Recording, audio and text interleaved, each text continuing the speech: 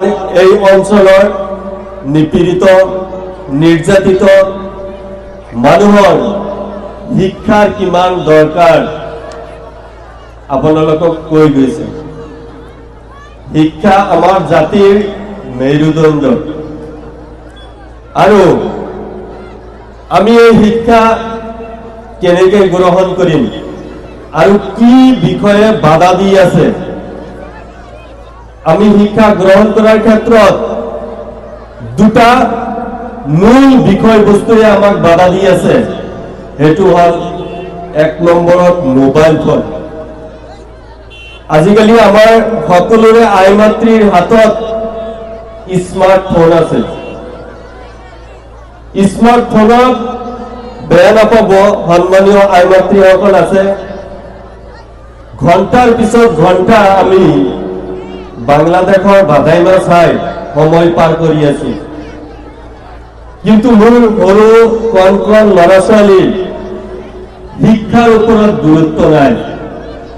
মোৰ ল'ৰা ছোৱালীক প্ৰাইভেট স্কুলত পঠাইছো। কি শিক্ষা দিলে বহুত অভিভাৱকে বছৰৰ পিছত বছৰ খবৰো নলয়। আমি এনেকুৱা পৰিস্থিতিত শিক্ষা ক্ষেত্ৰত আগবাঢ়িব পাৰিমনে? আৰু বহুত বিষয়বস্তু এইখন স্মাৰ্টফোনত আছে বহুত। তাৰ ভিতৰত গুৰুত্বপূৰ্ণ বিষয়টো হল মোৰ কণ কণ সৰু সৰু ল'ৰা ছোৱালীক কেনেকৈ শিক্ষা প্ৰদান কৰিলে তেওঁলোকৰ ভৱিষ্যত উজ্জ্বল হ'ব। এইটো বিষয় কোনোবাই এবাৰ চাৰ্চ কৰি চাইছেনে? এদিনো বোধহয় চাৰ্চ কৰি চোৱা হোৱা নাই। বহুত আমাৰ মাজত লিখা পঢ়া নজনা সন্মানীয় মুৰব্বীসকল আছে। তেওঁলোকে ঘণ্টাৰ পিছত ঘণ্টা চাহৰ দোকানত বহি কোনে টিকেট পাব, কোনে টিকেট আনিব, এনেকুৱা আলোচনা কৰি পাৰ কৰি আছো। কিন্তু মোৰ ঘৰত প্ৰাইমাৰী স্কুলত পঢ়া সৰু সৰু কণ কণ ল'ৰা ছোৱালী আছে। তেওঁলোকে স্কুলৰ পৰা কি শিকি আহিল সেইটো খবৰ লোৱাৰ সময় নাই। আমি সকলোৱে ৰাজনীতিৰ লগত ইমান জড়িত হৈ গৈছো।